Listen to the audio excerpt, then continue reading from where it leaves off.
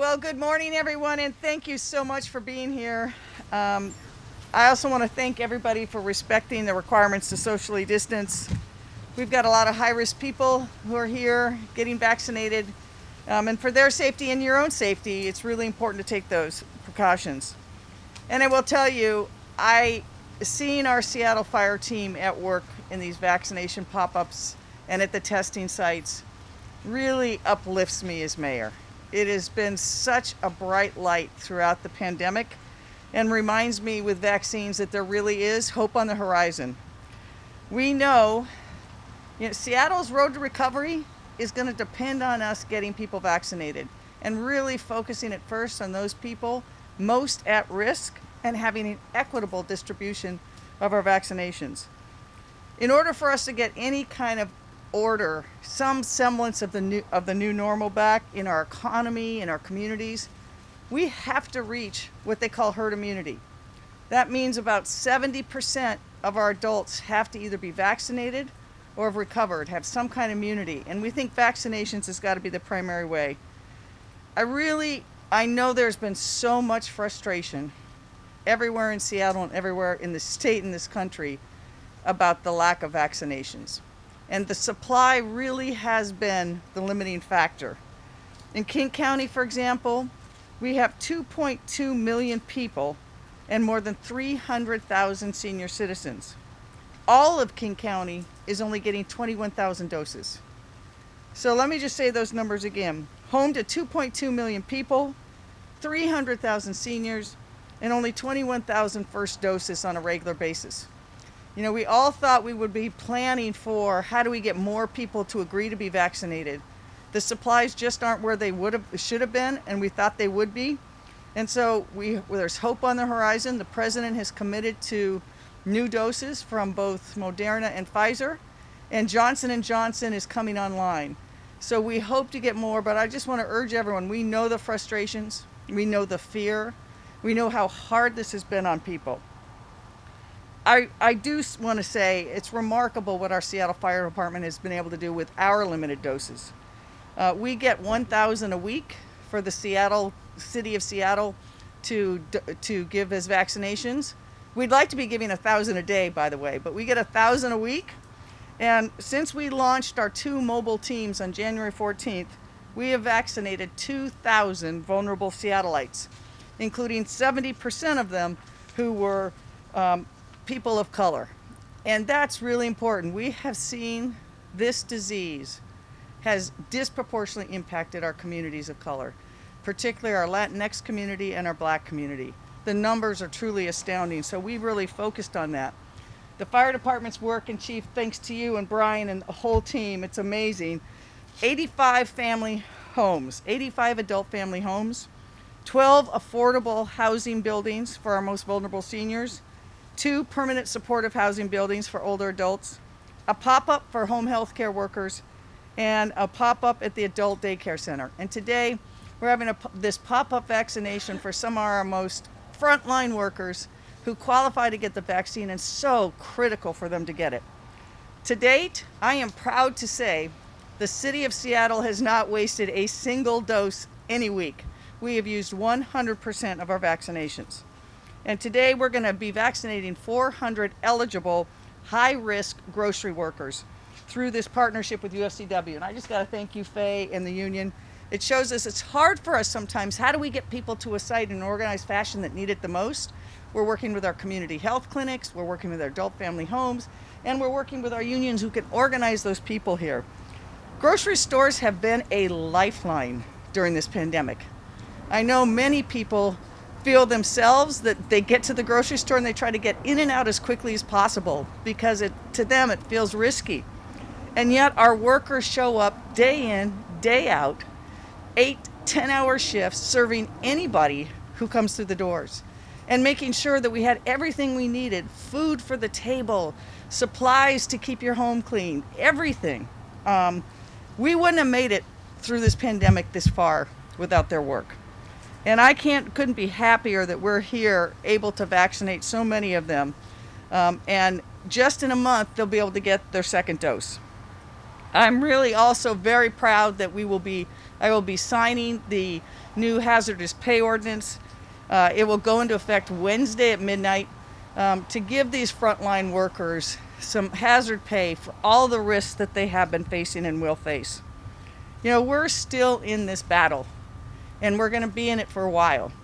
I want to tell everyone, even with the vaccinations and this hope, the number one thing each of us can do, don't get infected. And that sounds silly and easy, but wear your mask, wash your hands, keep your physical distance. This disease cannot spread without transmitting from person to person. It can't get new variants and let a lot of people get infected. So our number one job is don't get infected. We know that the city of Seattle is really working to make sure that we are focused on an equitable distribution of vaccination. King County has been committed to those obligations as well. We've really been focusing on marginalized communities in the current system. Our immigrant and refugee communities, our high-risk workers, our BIPOC communities. Equity has to be at the center of our distribution. It's not just because it's fair and right, it's because those are the most vulnerable people. Those are the people we must protect from this disease. And I know we all saw the report this week that some major providers were giving preferential treatment. It's wrong, it's not equitable, and it moved people to the front of the line that shouldn't have. We know that we can do better than that. Governor Inslee and the Department of Health have appropriately said this behavior was the wrong way to go. And the Department of Health is right now reassessing how do we do allocations of this limited vaccine to make sure they're getting to the people who are most vulnerable. We know for a fact, again, that COVID-19 has disproportionately hit and impacted our community's color. To fight this pandemic, we got to get the vaccine to the people that need it the most. We're really grateful that almost a year in, we are almost at the 1 year mark, that we've had combined leadership in our whole region. And I'm very personally grateful to the leadership that Governor Inslee has provided throughout this year. I think that it has shown that why our region has fared so well is to have unified leadership. I'm also very grateful to the teams at the State Department of Health and Seattle King County Public Health who have been working around the clock for a year, trying to keep us all safe through challenges of no PPE, no testing, and now a shortage of vaccines. So I'm very thankful for their work. And I've talked to the governor, and he agrees, and the Department of Health will be really continuing to increase the allocations to community health clinics so that we can get that vaccination in the hands of the clinics that have relationship with those communities that are most vulnerable. Our trusted community health clinics really are the best people who are positioned to do both the outreach and have the relationship with the communities of color who don't have access to our healthcare system, might not have access to the internet to sign up. And I also want to acknowledge, I've had the good fortune, I've known Jay Inslee a long time. We couldn't have a governor more committed to equity and doing the right thing and keeping Washingtonians safe. So I'm really thankful for that. I'm particularly thankful for our frontline healthcare workers, including our firefighters, and for the workers, like the grocery workers here, who've just continued to show up day after day, working through this pandemic. I want to acknowledge the incredible fire team, including our Chief of the Year, Harold Scoggins, and Captain Brian Wallace and his colleagues who are here. They have created a nation-leading vaccination program, first in testing, now in vaccinations. And of course, I want to thank all of our Seattle Fire Department firefighters who continue to save lives to the relief and security of Seattle. Really grateful this morning to be able to partner with UFCW 21. And this event wouldn't have been possible without their collaboration, knowing that we have these frontline workers who need to get this vaccination, and having this ability to bring them together and to vaccinate some of our most vulnerable would not have happened. We're really committed to working with our partners to do that, and the partnership with UFCW has been so great. And with that, I'm going to turn over to Faye, who will talk to you from UFCW. Thank you, Faye. I'm going to take my mask off because I have glasses and I can't see when they're fogged up.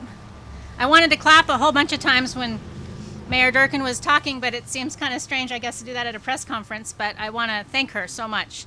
Hello and welcome to our Union Hall at UFCW 21. I want to thank Mayor Durkan for prioritizing frontline grocery store workers. I also want to thank the hardworking firefighters and volunteers today who are vaccinating folks. The firefighters have shown up again and again during this pandemic. A few nights ago, you all heard about the freezers that went out at the hospital. I heard people describe that firefighters appeared out of nowhere to help get those vaccinations out in people's arms, and I am just sure that all of us can be so proud of that work. Mayor Durkan's work and the firefighters' work is what makes our community strong. Sometimes in these moments you see whether what we're made of, and you can see today and when those freezers went out what firefighters are made of and what our community is made of, and I'm really proud of that. We at UFCW 21 are the state's largest private sector union with 48,000 grocery store workers, healthcare workers, retail workers, and other industries. Most of our members are essential workers who've been on the front line of the pandemic since day one. Our Providence members were part of the first team of Providence Everett treating the first known COVID patient here in the United States. Essential workers have been showing up every day since to feed and care for people of this great state. Every day our workers show up, even though they are afraid that they could die. They are unthinkably bring this home to their families. Essential workers have to take their clothes off at their front doors, get a shower before they can even hug the people that they love, their children, their loved ones. This has been the life of essential workers since the beginning of this pandemic. Although we are doing this clinic here today in Seattle, we're fighting to get vaccines to frontline workers in every area of the state. Union employers like Kaiser, Safeway, and Kroger are stepping up in big ways, and we appreciate every conversation about how to get folks vaccinated from Forks to Sequim to Spokane to Mount Vernon and every other town in the state of Washington. We are proud of the elected leaders, Mayor Durkan and Governor Inslee, for their steadfast commitment to science and vaccine distribution. Tens of thousands of our grocery store members are working every day to serve our community and provide the food and the goods that people need. And thousands more are working in hospitals, clinics, pharmacies. We, as a union, are strong advocates for everyone doing all we can to protect each other. Wearing masks, keeping socially distanced, not gathering in large crowds, washing hands frequently. To the customers and our community, we love you. Please help us keep our essential workers safe by wearing a mask, staying socially distanced, and getting a vaccine when it's available to you. I believe that we're in a race against time. With the variant COVID strains arriving in our state, we need to ensure more and more folks get access to vaccines. There has been many challenges on supply and challenges on distribution. We are working to try to address these challenges with events like today, and we are excited to host this pop-up vaccination clinic here at UFCW 21. While the virus has been hard on everyone, the pandemic has been disproportionately hard and impacted Black, Indigenous, and communities of color. Today we have an opportunity, working with the City of Seattle, to help vaccinate hundreds of workers so that they and their families and their customers are one step closer to a safe grocery store experience. This is good for everyone to get these workers their first vaccination shots, and we look forward to more vaccination reaching workers soon. So I want to thank you. Thank the mayor and the fire chief for their support in making this event successful. And now I'm going to turn it over to Chief Scoggins. We are so grateful to our union siblings at the Seattle Fire Department who are here today vaccinating our members. It's been such an efficient process. Thank you so much. Thank you, Faye. Good morning. My name is Harold Scoggins, Fire Chief here in the City of Seattle. And I want to start off by thanking our mayor for her ongoing leadership during this pandemic. This has been a really difficult time. You know, we're fortunate to have firefighters here in Seattle that really care about community. And, you know, generally we try to find a way for the water to flow. And we've done that on multiple occasions over the last 11 months in this pandemic. You know, this weekend we passed over 600,000 tests being done at our testing sites. And we've only been doing vaccinations for the last couple of weeks. And by the end of the day, we would have vaccinated 2,400 people just in the past couple of weeks. And that's not because we don't want to do more. That's just working with the supplies that we have. So I'm really proud of our team, led by Acting Captain Brian Wallace and Sarah Smith, and the wave of people that's behind them really making this happen. And our firefighters inside the room and our new staff members. During the course of this pandemic, we've hired over 100 new employees to help with this. This has been critical to our success. The city family and city team has really come together. Our FAS division, under the direction of Calvin Goins, set up a PPE warehouse, now a refrigeration warehouse, to help us receive our own vaccines here in the city of Seattle. So this is really a team effort led by our mayor, and our number one goal is to help the community recover and help the community reopen. Thank you.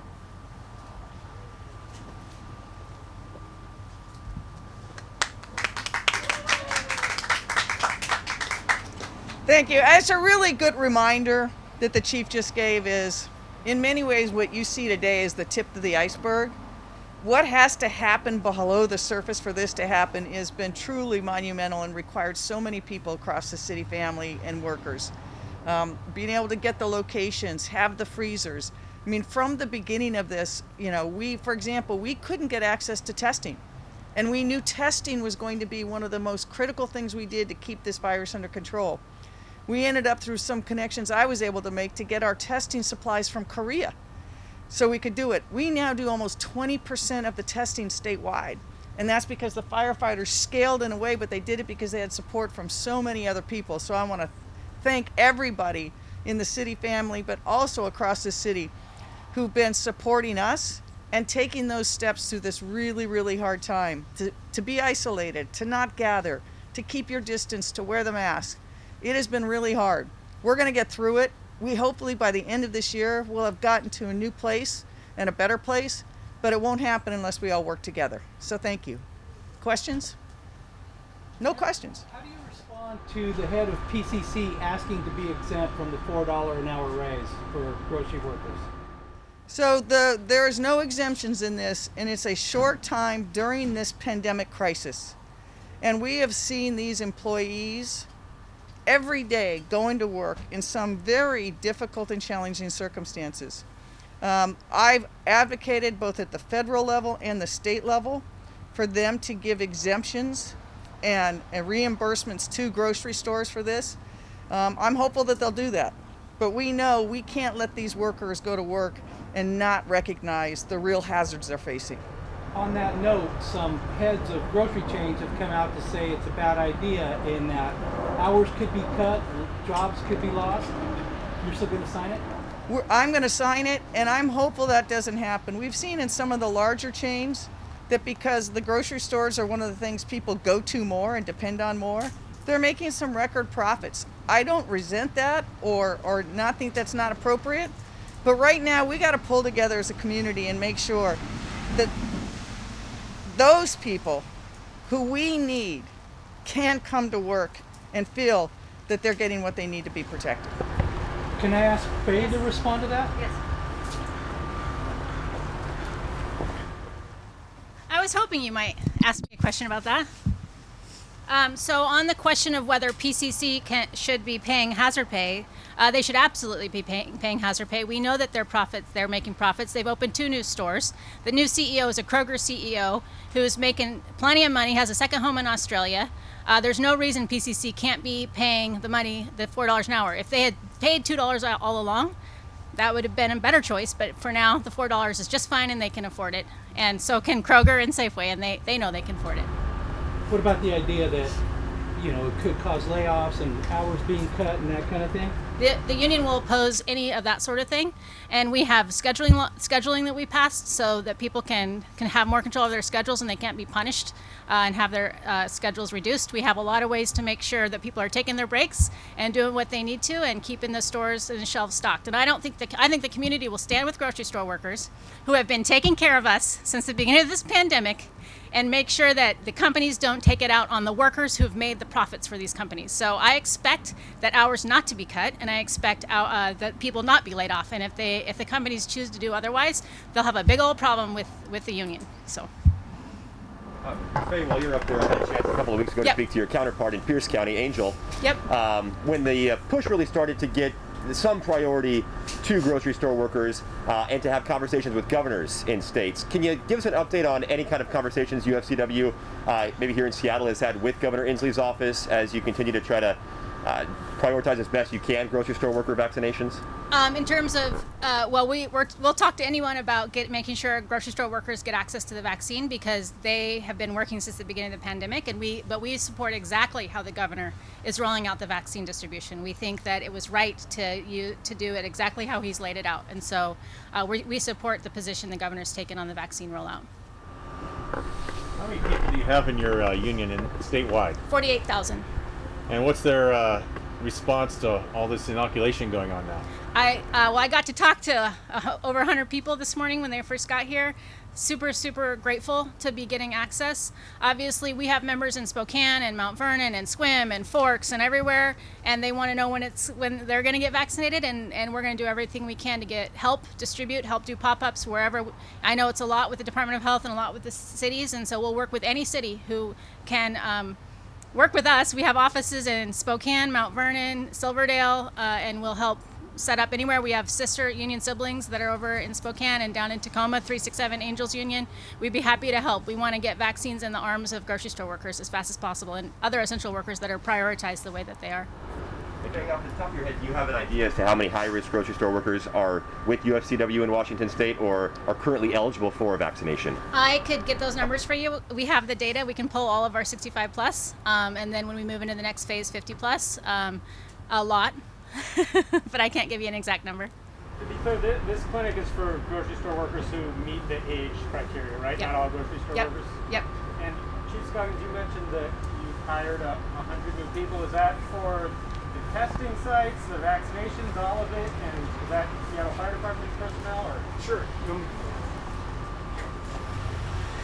Sure, good morning. Yeah, so I mentioned that we hired over 100 new employees.